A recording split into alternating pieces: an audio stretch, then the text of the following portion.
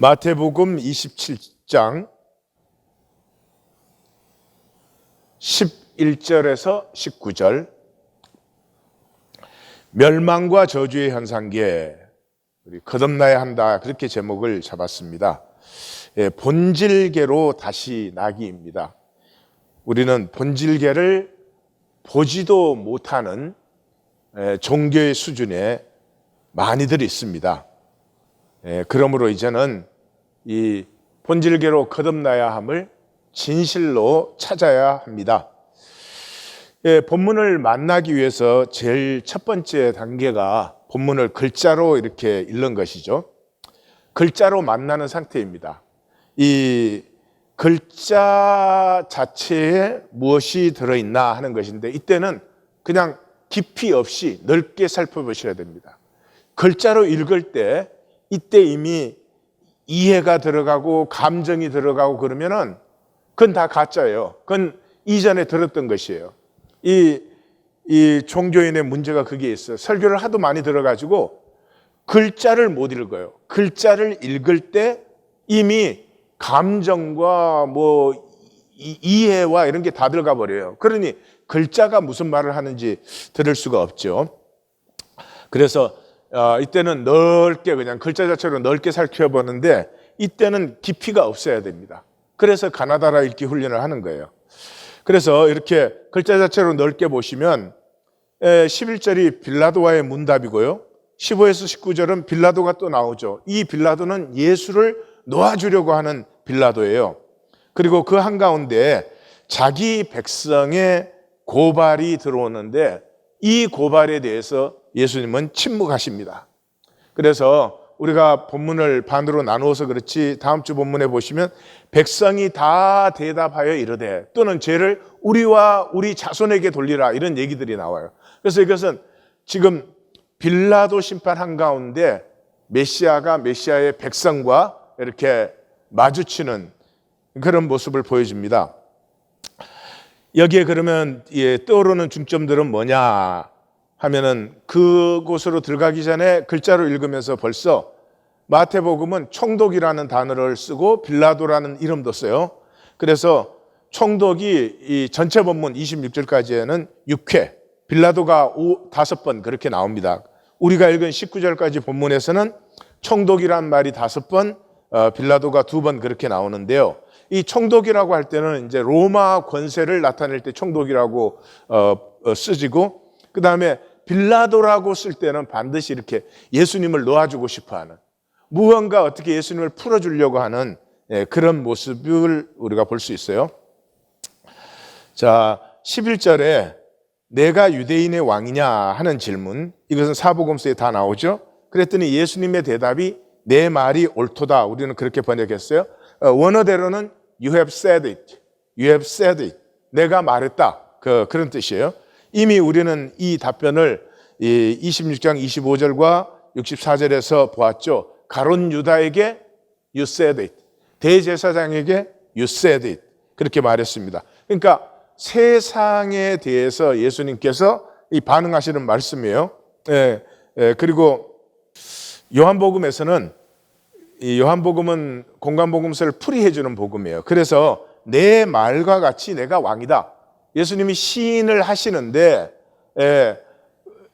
자기 주장으로 하시는 것이 아니라 네가 그렇게 말했다, 이렇게 이제 얘기를 하시는 것이죠.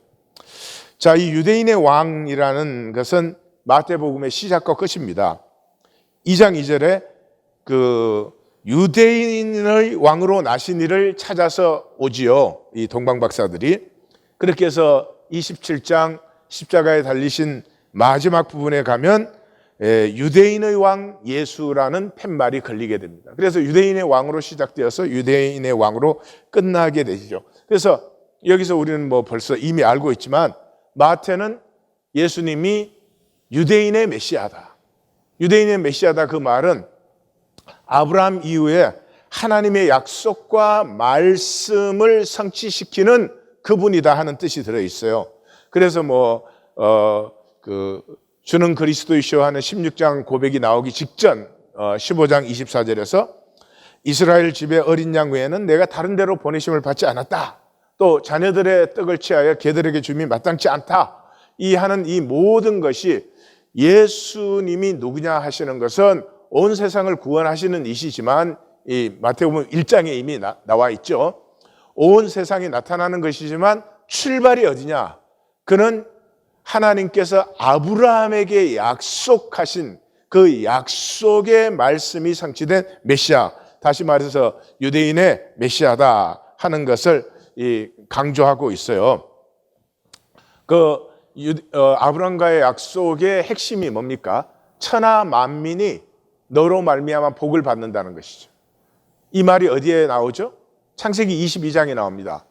이삭을 제물로 드렸을 때 예수님께서 너가 내 아들이 아니라 나를 선택하였구나 그러면서 그 복을 다시 선포하시는데 총 결론이 너의 자손으로 말미암아 천하 만민이 복을 받게 된다 하는 것이죠. 그러니까 이 복의 초점, 총알을 이루신 분이 예수 그리스도 메시아다 하는 이런 흐름을 우리가 보는 것이죠.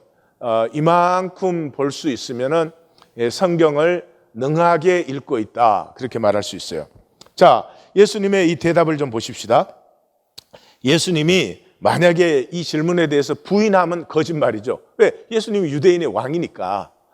그런데 시인하면 어떻게 돼요? 재판은 끌로 끝나요. 시인하면 그걸로 사형언도 되는 거죠. 예, 근데 예수님이 뭐 사형언도 안 받으려고 시인을 안 하는 것이 아니고요. 시인하면 어떻게 돼요? 복음서 스토리는 여기서 끝나요. 더 이상 진행될 거 없어. 이제 죽이면 되는 거죠. 그렇기 때문에 마태 기록에 있어서 이 예수님의 시인을 적지 않는 것은, 예수님은 분명히 시인한 것이지만 적지 않는 것은 이 죽음의 의미를 훨씬 더 이 복음서를 읽는 사람들이 깊이 만나야 되는 것이죠. 그래서 You said it 이렇게 말함으로 말미암아 질문을 자신에 대한 정언으로 전환시켰죠. 그렇죠? 예, 빌라도의 의도는 아니었어요. 그러나 빌라도가 예수님을 유대인의 왕으로 얘기한 것이죠. 그래서 You have said it 이것은 예수님이 빌라도의 질문에 답변한 것이 아니라 예수님의 자기 선언입니다. 자기 선언. 예수님이 자기를 변호하지 않으시는 것은 첫째 진리는 거짓과 논쟁하거나 방어하지 않지요. 그리고 훨씬 더 구체적으로 아버지의 뜻을 따라 자신이 가는 것이죠. 그러니까 내가 가는 그 길을 누구에게 변명하고 변호하겠어요? 그래서 이 겟세마네에서 아버지의 뜻을 자기의 뜻으로 온전히 선택함으로 말미암아 이제는 예수님은 자신을 변호하는 필요는 없고 이제 자기 길을 가시는 거예요. 12절에서 14절에서는 대제사장들과 장로들에게 고발을 당하되 아무 대답도 아니하셨다. 또 그들이 너를 쳐서 얼마나 많은 것으로 정언하는지 듣지 못하느냐. 이 말은 왜 너 자신을 변호하지 않느냐 그런 말이죠. 그런데 14절에 한마디도 대답하지 아니하시니 총독이 크게 놀라워했다. 그러니까 여기에서 빌라도가 뭐에 크게 놀라워했겠어요? 그 자리에서 예수님의 모습은 이미 제자들과도 다르지 않은, 그 당시 일반 랍비와 달리 제자들과도 모습이 구분 안 되는 그런 모습이었으니 외모에 놀랐을 리도 없고요.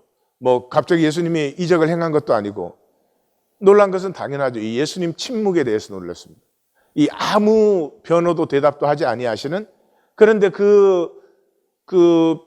자신에 대해서 아무 변호도 대답도 없이 침묵하시는 주님의 평강, 그 주님의 초연한 기운, 그것에 지금 놀랐겠죠. 그래서 마태복음은 이제부터 엘리 엘리 라마 사박다니, 마태복음은 십자가상에서 요거 딱 한마디만 적혀 있습니다. 여기까지 예수님이 완전 침묵하십니다. 이제는 예수님의 침묵이 들어와요. 이것은 마태가 유대인이어서 이 성경을 굉장히 잘 안다는 것을 보여주고 있어요. 이 침묵에는 하나님과 자기 백성 사이에 교통이 단절된 깊은 시면의 비통함, 제가 그렇게 표현을 했습니다. 그런데 참 이 이 언어로 표현되지 않는 부분이에요. 제가 설명을 조금 해보십시다.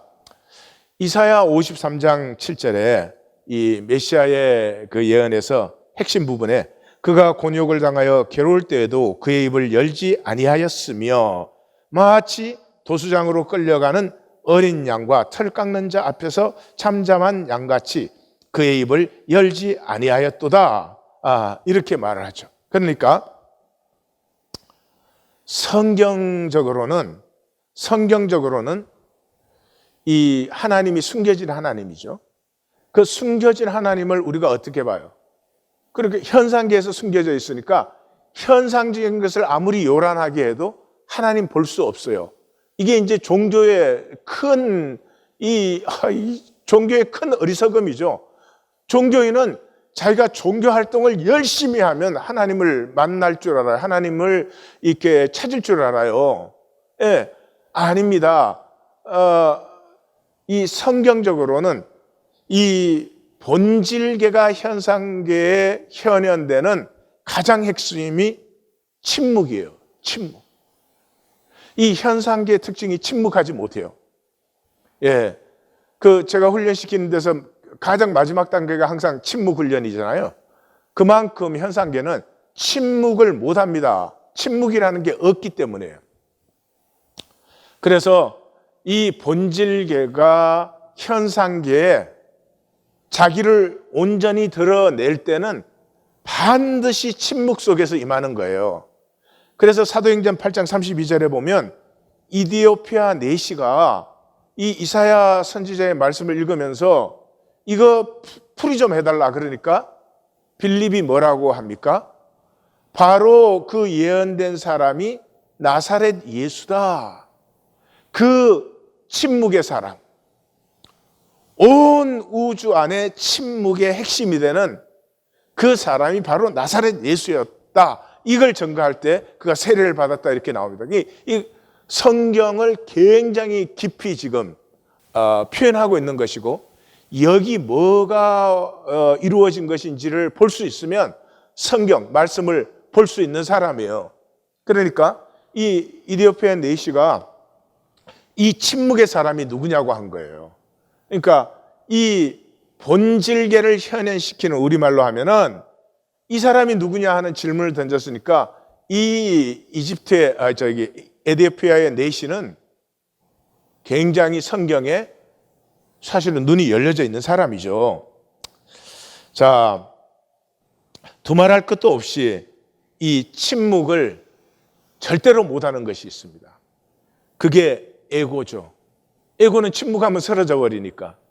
침묵 자체가 진리예요. 침묵 자체가 진실이에요. 침묵 자체가 본질이에요. 그렇기 때문에 에고가 절대로 하지 못하는 것이 침묵입니다. 그래서 침묵 훈련이 어려운 것인데 이 에고의 세계를 우리가 인간계, 생존계, 현상계 뭐 이렇게 뭘로 표현해도 좋지만은 이 에고의 세계는 이 하나님의 나라 본질계와 깊은 단절의 시면이 에고의 세계와 하나님 나라 사이에 있습니다. 왜냐 그러면 에고는 거짓자거든요. 그러니까 요한복음 8장 44절에 의하면 이 거짓자라는 건 마귀의 자아예요. 그래서 에고로 사는 사람은 구원 없어요. 에고로 산 사람은 에고의 세계로 가요. 예. 근데 그때 에고를 가릴 수 있는 껍질이 없어진다는 것을 기억하셔야 됩니다. 그래서 이 에고의 세계에 진리를 선포하지 않을 수 없지만 진리를 선포해도 그것을 거부하는데 계속 그 진리가 선포되면 에고는 이해하는 것이 아니라 점점 더 말씀을 왜곡시켜요. 점점 더 말씀을 비틀어요. 그래서 누가복음에 보면은 이 마태, 마가에는 적혀 있지 않지만 그 예수님이 뭐 무슨 짓을 하느냐 하는 것에 백성을 미혹하고 세금 바치지 말라고 하고 자칭 왕이라고 한다 하는 이렇게 얼토당토 없이 트위스트를 시키는 것이죠. 그래서 16장 4절에 이미 예수님이 악하고 음란한 세대가 표적을 구하나 요나의 표적밖에는 보여줄 표적이 없다. 요나의 표적이 뭐죠? 십자가죠. 십자가. 십자가가 하나님의 침묵이에요. 십자가가 하나님의 침묵이에요. 하나님의 침묵이 나타날 때만 그 침묵 속에서 하나님이 무엇을 나타내는지, 그 하나님의 사랑을 만날 수 있는 사람은 구하고 찾고 두드리는 사람뿐이에요. 구하고 찾고 두드림이 없는 사람은 침묵은 텅 빈 건 줄 알아요. 침묵에는 아무것도 없는 줄 알아요. 침묵이 본질 세계가 생수의 강으로 솟아나는 것인데, 그래서 현상계의 에고는 결코 볼 수 없는 본질계의 영광. 이 종교는 본다고 착시해요. 착각이에요. 착각. 개념의 착시를 가지고 있어요. 예, 우리의 삶 자체가 지엽 열매를 먹고 있는 것인데, 하나님의 생명을 가진 우리가 굉장히 비참하게 살고 있는 것입니다. 예, 그 생명은 사랑, 용서, 하나됨, 함께 기뻐함, 아픔에 서로를 터치하고 품어주고, 이런 것 속에서 생명은 무한히 아름다워지는데 그저 욕심 부리는, 그저 욕심. 조금 더 가지겠다, 뭐 조금 더 어떻게 하겠다, 뭐 이거 이반데니 소비치 하루에서 우리는 죽 한 그릇 더 먹었다, 소시지 한 개 더 먹었다, 뭐 오늘은 편한 배당 받았다, 이걸로 그 솔제니친 말하는 것처럼 almost happy, 거의 행복해졌다. 이런 그 영광을 모르는 거죠.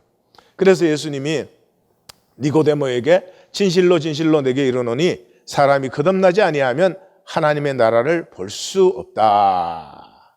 자, 도대체 성경이 무슨 얘기하는 거냐? 예, 성경은 이 성경 주제를 때를 따라 이렇게 우리에게 보여주고 있어요. 그 제일 첫 번째가 창세기 22장이에요. 그 이삭을 제사 드리는. 두 번째 파트가 야곱의 얘기예요. 그래서 사실은 여기가 창세기 주제예요. 창세기 주제. 창세기 주제인데 이 창세기를 기록한 목적이 성경이 무슨 책인지를 보여주는 거거든요. 그런데 이 야곱의 얘기에서 야곱이 끝나고 이스라엘이 출발되는 거죠. 그죠? 더 이상 야곱이라 하지 말라. 이제부터 내 이름을 이스라엘이라 하라. 뭐 이렇게 하시잖아요. 그래서 여기 야곱의 얘기를 보면 크게 이제 네 부분이 있어요. 첫 번째는 이제 집에서 장자권 빼앗고 아버지에게 복받는, 요거 전부 속여서 하는 거거든요. 속여서. 그 야곱이란 이름의 뜻이 속이는 자예요. 속이는 자라는 게, 그 당시에는 이제 목동들이 나오면은 이렇게 자기 양떼들을 두고 하루 종일 뭐예요? 그러니까 씨름을 하는 거예요, 서로. 씨름을 하는데 이제 씨름에서 이기면 그 출염에서 내놓은 양새끼도 받고 이렇게 합니다. 근데 야곱은 체격도 작고 그랬잖아요. 그러니까 이길 수가 없으니까 뭐를 해요? 예, 발뒤꿈치를 잡아요. 이렇게 반칙을 쓰는 거죠. 그렇게 해서 이기는 거예요. 그러니까 야곱이란 말이 속이는 자, 반칙을 쓰는 자, 발뒤꿈치를 잡는 자, 그런 뜻이에요. 그러니까 이 장자권과 아버지의 복을 어떻게 해요? 속여서 받았죠. 그리고 라반의 집으로 도망갔어요. 완전히 새로운 세계예요. 달라져요? 하나도 달라지지 않아요. 똑같은 야곱이에요. 무슨 야곱이에요? 여기서도 속여가지고 12아들을 이루고 그 다음에 엄청난 소유를 이루게 되죠. 번창하게 되죠. 근데 그 야곱이 자기가 쓰는 그 반칙, 자기의 거짓 때문에 돌아오지 않으면 안 되게 돼요. 이게 삶의 진리예요. 우리 현상계는 다 거짓으로, 우린 다 야곱으로 살아요. 반칙으로 살고 속여서 살아요. 근데 그대로 계속 영원할 수 있으면 어쩜 문제가 없을지도 모르겠어요. 근데 우린 다 그렇게 할 수가 없어요. 하나님의 형상이 우리 안에 있어가지고. 이 돌아오는 야곱에게 이제 두 개의 만남이 앞에 기다리고 있어요. 예, 하나는 이 에서와의 만남이에요. 예, 에서와 만나는 장면을 우리가 제대로 안 읽어서 그렇지 어마어마한 위협이에요.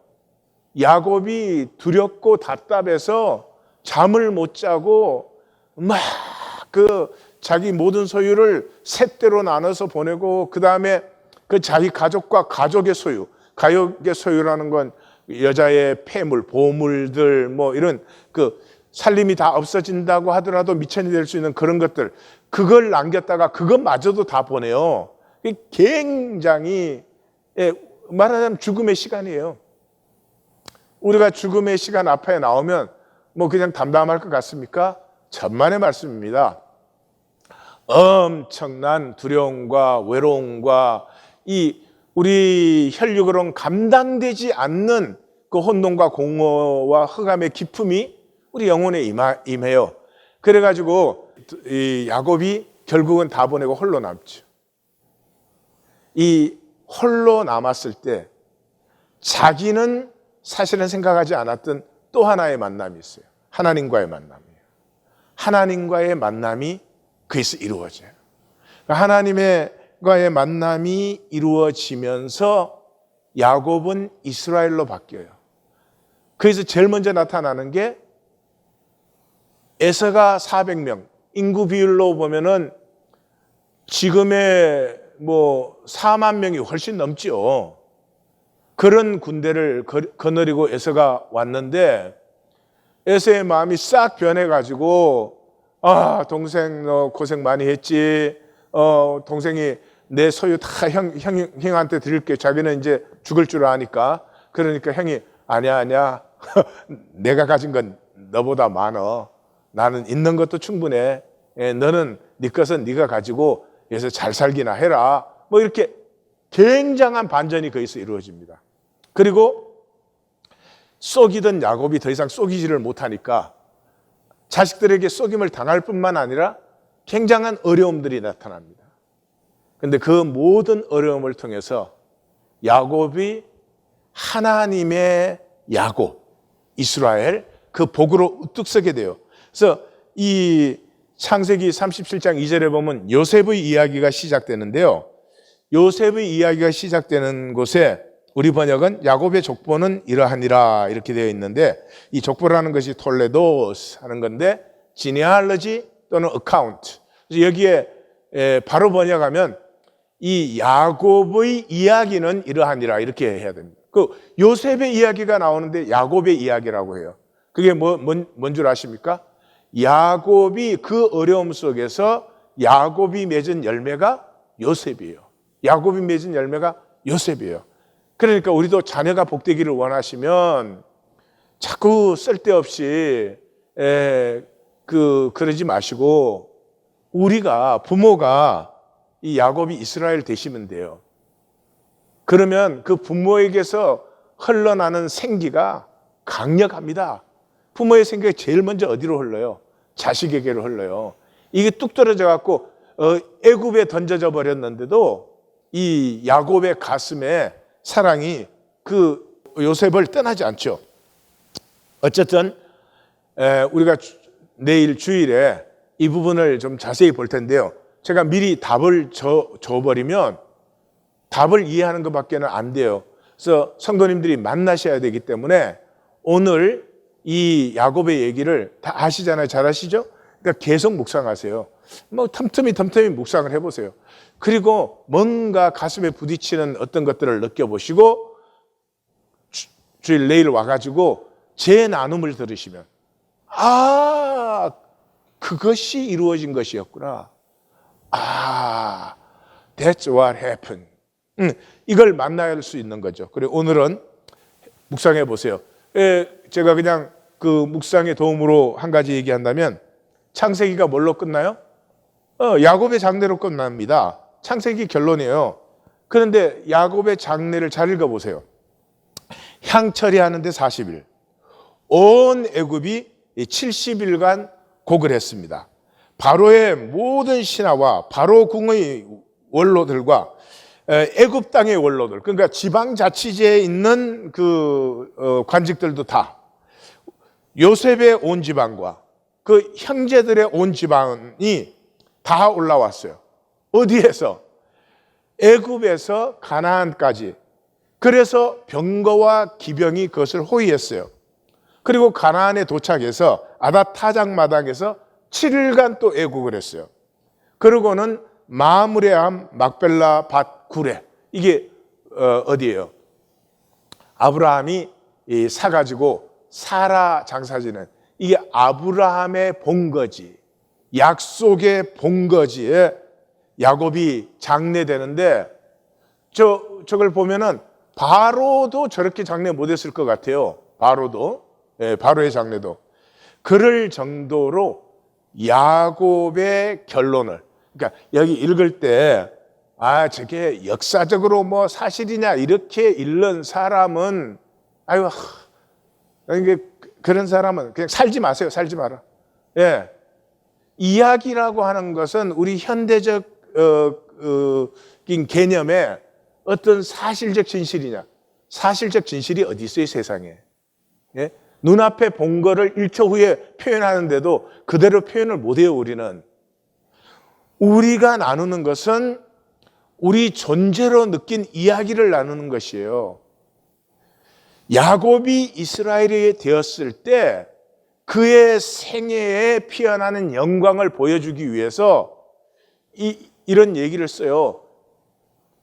제가 썼으면 400년간 항철이 해가지고 7,000년간 애곡했다 이렇게 적었을지도 모르겠어요. 글자를 보지 마시고 그것이 무엇을 지금 우리에게 보여주고 있는가 하는 걸 좀 만나는 게 중요한 거죠. 우리 15절에서 이제 19절은 명절에는 제수를 방면한 전례가 있었다. 그런데 바라바라고 하는 유명한 제수가 있었다. 마가복음에 보면 밀란을 꾸미고 그 밀란 중에 살인하고 체포된, 우리나라로 말하면 일제시대의 독립군 같은, 우리나라 독립군은 지금 요거보다는 훨씬 더 좀 순수합니다. 여러 가지 의미에서. 그렇지만 하여튼 뭐 그런 걸 보시면 될 것 같아요. 그래서 현상계에서는 바라바가 훨씬 더 영웅적이에요. 그리고 바라바는 이름이 아빠의 아들이에요. 아버지의 아들이에요. 그 아버지의 아들이 누구예요? 유대에서는 메시아죠, 메시아. 하나님 아버지의 아들이니까. 그러니까 여기에 바라바냐 그리스도라 하는 예수냐 이렇게 할 때 벌써 이게 짝퉁과 진짜가 이렇게 딱 대조되고 있죠. 그냥 두 사람이 아니에요. 짝퉁 메시아와 진짜 메시아예요. 근데 종교와 이 현상계는 두말할 것도 없지 짝퉁을 택하죠. 그래서 빌라도가 바라바냐 그리스도라 하는 예수냐 하니 이는 그가 그들의 시기로 예수를 넘겨준 줄 알미라. 그의 아내가 저 옳은 사람에게 아무 상관도 하지 마옵소서. 여기 옳은 사람이라는 건 just righteous, 의로운 사람이라는 거예요. 그러니까 아내에게서 증거가 나타났죠. 오늘 꿈에 그 사람으로 인하여 애를 많이 태웠나이다. 우리가 마태복음을 보면은 마태복음 시작에도 꿈이 나타났죠. 그죠? 예수님께서 요셉이 마리아를 데리고 올 때도 주의 사자가 천사가 현명하여서 그랬고, 또 헤롯이 죽이려고 할 때 도피를 시킨 것도 주의 사자가 현명하여서, 또 헤롯이 죽은 후에 애굽에서 돌아오라고 한 것도 주의 사자가 현명하여서 그렇게 한 것이고, 예루살렘으로 돌아가지 말고 이 갈릴리 나사렛으로 돌아가라 하는 것도 주의 사자가 꿈에 다 지시한 것이죠. 그러니까 시작과 끝에 꿈이 동원되었습니다. 그러니까 마태는 뭐 꿈을 꾸어라, 꿈에 하나님이 계시한다 이런 것이 아니죠. 꿈이라고 하는 것은 본질계가 현상계에 현현되는 한 통로다. 그래서 뭐 꿈만이 중요하다든지 모든 꿈은 하나님의 계시다, 절대로 그런 것이 아니고, 꿈이라고 하는 것이 종종 이 본질계 현현의 통로가 된다. 그러므로 꿈에 대해서 깨어 있어라 하는 정도로 우리가 받으면 되겠습니다. 여기서 강조되는 건 빌라도죠. 빌라도를 통해서 드러나는 적나라한 세상 권세와 지식, 예수님의 다름을 분명히 느꼈어요. 크게 놀라워했죠. 예수님을 방면할 수 있는 권세와 능력이 그에게 있었죠. 예수님의 무지에 대한 확신과 종교의 거짓도 알았죠. 그럼에도 불구하고 삶을 사는 것에는 아무런 영향도 주지 않았어요. 이것이 에고로 하는 종교 생활이에요. 이해해요. 이해하지만 에고의 마음에 들지 않는 것, 에고 생각에 이익이 되지 않으면 상관은 아무 상관이 없어요. 이게 종교 생활의 무기력증의 뿌리이죠. 그래서 실제를 보는 데 있어서는 꿈보다 더 무능한 에고. 에고가 하는 건 그냥 이익이냐 손해냐 그거거든요. 계산과 판단인데 이 에고의 논리. 그러므로 에고의 논리로 계속 사는 것은 현상계를 붙들어지고 생존에 매달려 있다가 멸망하는 것입니다. 그러니까 정말 말씀 만나기가 가슴에 사무쳤으면 좋겠어요. 사무쳤으면. 내가 언제까지 이렇게 에고의 종로로 타랴? 내 말씀을 좀 만나서 이제는 말씀이 내 에고를 깨기 시작하면서 하나님의 형상이 피어나는 삶을 살고 싶다 하는 이 구하고 찾고 두드림이 우리에게 피어나기를 원해요. 이 등장인물 중에서 현상계의 가장 막강한 권력자가 빌라도죠. 그러나 그 삶은 가장 실패와 불운의 삶이었죠. 남의 종교, 자기하고 아무 상관없는 남의 종교 다툼에 끼어가지고 번민하고 혼란스럽다가 그리고 결국은 생애의 마감은 자살했고 본디오 빌라도에게 고난을 받아 영원한 오명을 덮어쓴 그것이 빌라도의 인생이에요. 그러니 우리가 절대로 에고를 없앨 수도 없고 육체를 벗을 때까지 에고는 있는 것이지만 에고에 사로잡히지 않고 에고에서 자유한 삶을 조금씩 피워내야 되겠습니다. 핵심을 정리한다면 빌라도의 질문에서 빌라도는 원치 않는 정언자가 되었어요. 그 다음에 빌라도의 의도는 예수님 풀어주고 싶었어요. 그런데도 모든 권세를 가지고 전혀 무능했어요. 하나님의 형상을 가지고도 전혀 무능한 우리의 모습을 보여줘요. 그 중간에는 뭐예요? 민족을 멸망시키는 종교의 거짓이에요. 하나님은 침묵하십니다. 우리는 침묵에서 하나님을 만날 수 있어요. 그런데 종교는 침묵하지 않아요. 북치고 장구치고 떠들고 그냥 요즘 팬데믹이라서 다행이지 종교는 맨날 모이라요. 맨날 모여라. 뭐 여의도 광장에 모여라. 뭐 하여튼 풀밭에 모여라. 땅에 모여라. 뭐 아스팔트에 모여라. 하여튼 뭐를 그렇게 모아대려고 하는 건지. 왜요? 사람의 일은 모아야 되니까요. 왜 한 사람 한 사람이 그 자신의 진실의 침묵으로 들어갈 수 있도록 인도하지 않는지 모르겠어요. 예수님을 죽이는 현상계, 그러면서도 그 무지와 무능과 모든 복을 패하는 저주. 메시아를 죽일 수 있을 정도면 뭐 현상적으로라도 복이 많고 막 그런 뭐 뜻을 이루고 막 그래도 뭔가 되고 이래야 될 것 같은데 메시아를 죽이는 이런 일을 하면서도 이런 권력을 발휘하면서도 결국에 삶에 나타나는 것은 무지, 무능, 모든 저주밖에 없어요. 이것이 종교입니다. 종교를 이제는 넘어서야 됩니다. 종교는 하나님의 섭리예요. 그릇이에요. 이제 본질을 담아야지 언제까지 그릇 들고 나는 뭐 구원받았다, 거듭났다 이렇게 할 수는 없습니다. 하나님의 나라를 유업으로 받으려면 현상계의 종교와 정치, 종교는 사내들인 정치는 빌라도죠. 이 계시록 13장에서 1절에서 10절까지는 정치, 11절에서 18절까지는 종교, 그 총 결론이 666이잖아요. 그러니까 하나님의 나라를 유업으로 받고 싶은 사람은 정치와 종교, 이 현상계의 2대 것으로는 보지도 못해요. 그러니까 현상계의 것으로 종교 생활을 통해서 뭐 하나님의 복을 받겠다, 구원을 받겠다. 이건 아니다.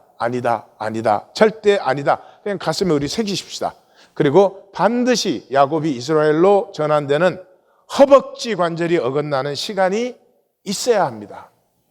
헤르만 헤스의 기도 다시 한번 묵상해 보십시오. 사랑하는 주님,